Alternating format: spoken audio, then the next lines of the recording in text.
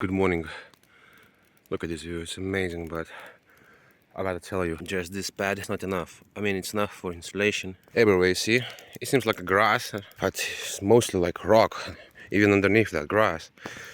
And it's so tough to sleep, like, I never had this tough sleeps like last 2 nights. Fucking terrible. I mean, you wake up like tired and beaten up, like, this day just gonna search for some moss to set up my tent, or just gonna bring some sprouts, needles, like, and put underneath one side of the tent to make it like more cushiony, because I really need like normal sleep. So because I woke up like 5 times, rocks piled up for fire, trying to boil some water.